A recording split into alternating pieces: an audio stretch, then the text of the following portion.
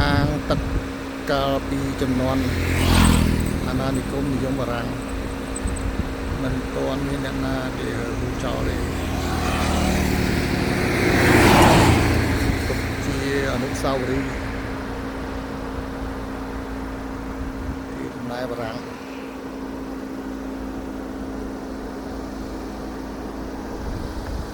ស៊ូល្អណាស់